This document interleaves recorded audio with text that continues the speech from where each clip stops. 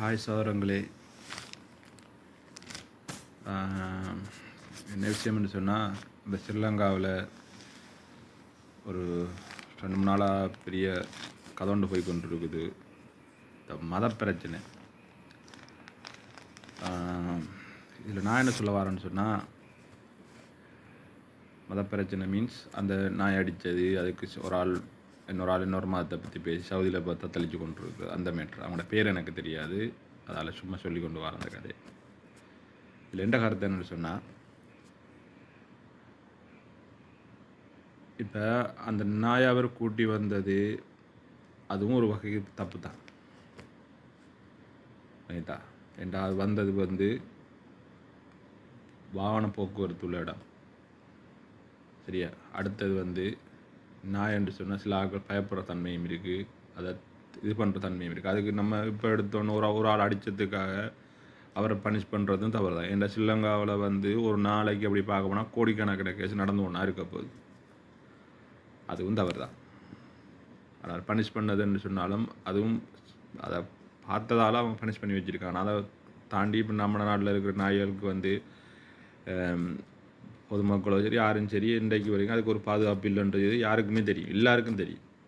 ரோட்டில் குட்டியை போட்டு தூக்கி ரோட்டில் எறிஞ்சிட்டு போகிற தன்மையும் ரோட்டில் நாய் கண்ட மாதிரி திரிகிறதும் இருக்குது தான் விளைதான். இப்போ அந்த மேட்டரை விடுங்க, அது தண்டனை கொடுத்தது தவறு. அந்த படியனுக்கு அடித்ததுக்கு தண்டனை கொடுத்ததும் தவறு தான், அடித்ததும் தவறு தான், தண்டனை கொடுத்த அடித்ததை பார்த்துட்டுன்றதால அதுக்கு தண்டனை கொடுத்ததும் தவறு தான்.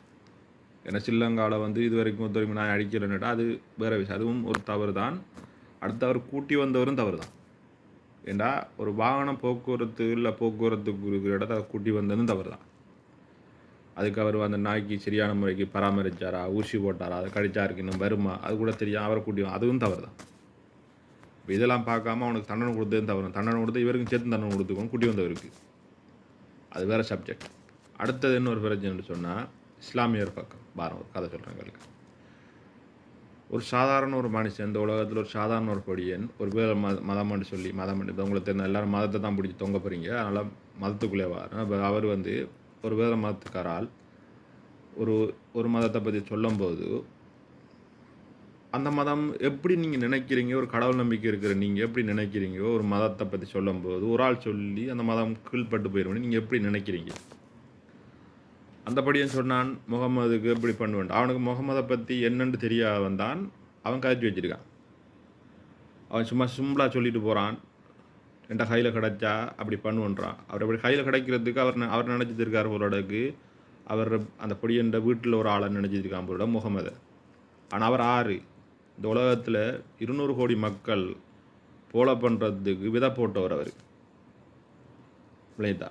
அப்படிப்பட்ட ஒரு மனுஷனை சிம்பிளாக சொல்லிட்டு போகிறான். அவனுக்கு அந்த அடிப்படை அறிவு இருந்தால் சொல்லிக்க மாட்டான், படிச்சிருக்கான், ஆனால் அந்த அறிவு இருந்தால் சொல்லிக்க மாட்டான். அது தெரியாமல் அந்த மதத்துக்காரர்கள் அவன் மேலே பனிஷ் பண்ணுறதும் தவறு தான். சொன்னது தவறு தான், ஆனால் சொன்னது மாதிரி நீங்களும் அந்த பொடியும் சொன்னதால் இந்த இஸ்லாம் மக்கள் இதாகிரும் நினைக்கிறது தவறு தான். அதையும் புரிஞ்சு கொள்ளுங்க. இவர் சொன்னதால் முகமதை சொன்னதால் நீங்கள் ஒன்றும் தாண்ட போகிறதும் இல்லை.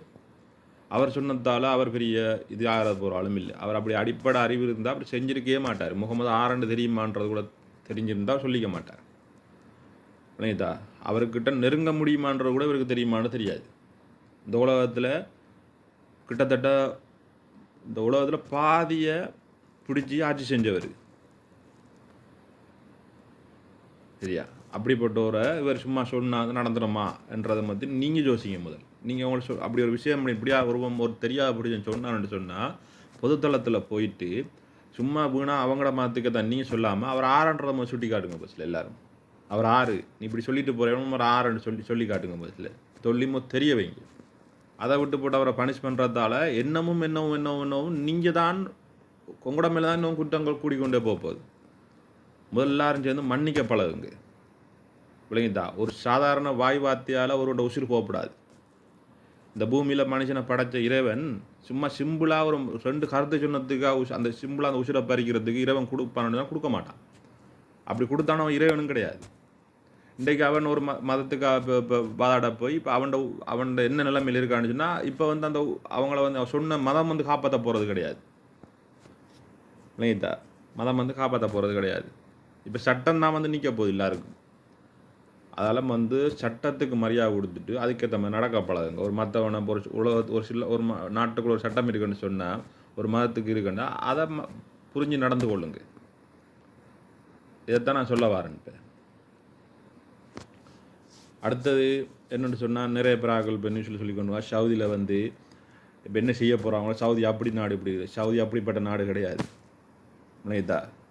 நானும் சவுதியில் வேலை செஞ்சுருக்கேன் 5 வருஷமாக. சவுதி இவங்க நினைக்கிற மாதிரி இல்லாமல் இல்லை. அரபிக் கண்ட்ரி நினைக்கிற மாதிரி கொடுமையான கண்ட்ரியில் நினச்சிட்டு இருக்காதுங்க. அங்கே சட்டம் இருக்குது.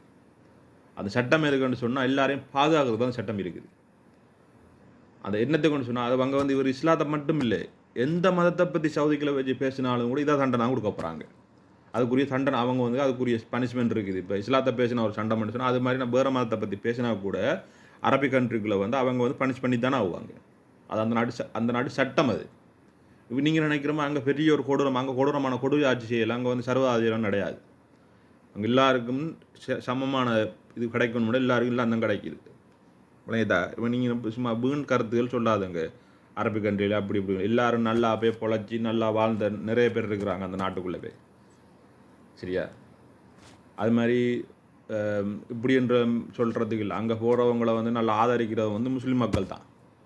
ஆனால் நான் சொல்ல வரது என்னென்னு சொன்னால், மதங்களை பேசி வீணாக பிரச்சனைக்கு வருவான். மதம்ன்றதுக்கு தாண்டி பின்னால் கடவுள் ஒன்று ஆள் இருக்கார்.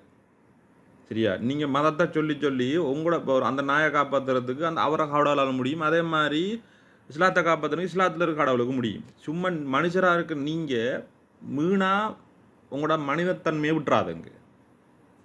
அனைவரும் மனிதத்தன்மையை விட்டுறாதுங்க. அதுதான் சொல்ல வர்றது. ஒரு உசிரை கொடுத்து இல்லை உசிரை எடுக்கிறதால வந்து இது பண்ணக்கூடாது. சரியா? அந்த உலகத்தில் கடவுள் வந்து நம்மளை பனிஷ் பண்ண போகிறாருண்டா, நம்மளை ஏதாவது ஒன்று கணக்கு கேட்க போகிறான்னு சொன்னால், எனக்கு நீ என்ன செஞ்சுன்னு கேட்க போகிறோம் இல்லை, கடவுளுக்கு நீ என்ன செஞ்ச போகிறோன்னு கடவுள் கேட்க மாட்டார். விளங்கிட்டா? அவர் கேட்க போகிறாரு, நீ உன்னோட சராசரி மனுஷனுக்கு என்ன செஞ்சேன்னா கேள்வி கேட்க போகிறாரு. இதான் இறையியல். இப்போ நீங்கள் கதைக்கிறதெல்லாம் வந்து இறையியல் கிடையாது. நீங்கள் ஒரு நல்ல ஒரு கடவுள் நம்பிக்கையாக இருந்தீங்கன்னு சொன்னால் எல்லாரும் இப்படி ஒரு காரணத்தை நீங்கள் பேசவே மாட்டீங்க. அதனால் இது இல்லாமல் கொஞ்சம் புரிஞ்சு நடந்து கொள்ளுங்க. மதத்தை கடந்து மனிதனுக்குள்ளே வாங்க. இந்த உலகத்தில் இன்னொன்றுக்கெல்லாம் கஷ்டப்படுறாங்க மனிதன், அதை யோசிங்க எல்லாரும்.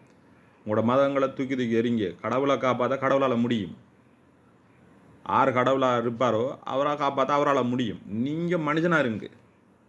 உங்கள்கிட்ட வந்து ஒரு நாள் கூட கடவுள் கேட்க மாட்டார், நீங்கள் எனக்கு என்ன செஞ்சேன்னு ஒரு கேள்வியும் கேட்க மாட்டார். அப்படி கேட்டாருன்னு சொன்னால் கடவுள் கிடையாது. இல்லைதா? அவர் கேட்க போகிறவர் நீ மனிதனுக்கு உன்னோட சராசரி மனுஷனுக்கு என்ன செஞ்சானா கேட்க போகிறாரு. அதை நல்லா புரிஞ்சுக்கிட்டு எல்லாரும் நடங்க. ஒருவருக்கு ஒருவர் விட்டு கொடுத்து மனசாட்சியோட நடங்க. இன்றைக்கு காலையில் பாருங்கள், இந்த வெனிசுவேலாவில் கூட நடந்தது கூட, காலையில் பின்னரம் நல்லா சாப்பிட்டு இருந்த குடும்பம் காலையில் எல்லாம் பில்டிங்கில் அழிஞ்சு மக்கள் கஷ்டப்படுது. இப்போ நாளைய நாள் அவனுக்கு என்னன்றே தெரியாது. அதே மாதிரி ஒரு பாரத்து நமக்கும் வரும். இந்த சும்மா இருக்கிற யுத்தத்தால் இன்றைக்கி நம்ம நாட்டு வீட்டு அடுப்பு இன்றைக்கு நம்ம நாட்டில் நம்ம ஒவ்வொரு மனுஷன் வீட்டுக்குள்ளேயும் வந்து அவர் எங்கேயோ நடக்கிற யுத்தத்தால் நம்ம நாட்டில் கஷ்டம் வரலையா? அதை நினச்சிக்கிட்டு ஒருவருக்கு ஒருவர் அன்பாக விட்டு கொடுத்து போங்க. திரும்ப கடவுளை காப்பாற்ற கடவுளால் முடியும். உங்களால் ஒன்றுமே பண்ண முடியாது. நீங்கள் எவ்வளோ தான் கற்றுனாலும் உங்களால் ஒன்றுமே முடியாது. நீங்களும் ஒரு சாதாரண ஒரு ஜந்து தான். அதை நினச்சிட்டு விட்டு கொடுத்துட்டு போங்க. ஆறாக இருந்தாலும் சரி. ஒன்று நடக்கும். எந்தெந்த நாட்டில் இருக்காங்களோ அந்தந்த சட்டம் தான் நடக்க போகுது. அதனால் சட்டத்தை மதிங்க. அவ்வளோதான் சொல்ல வரேன். சும்மா விட்டு போட்டு உங்களோட மூட நம்பிக்கையை கொண்டு பூத்தாதுங்க. பாய்.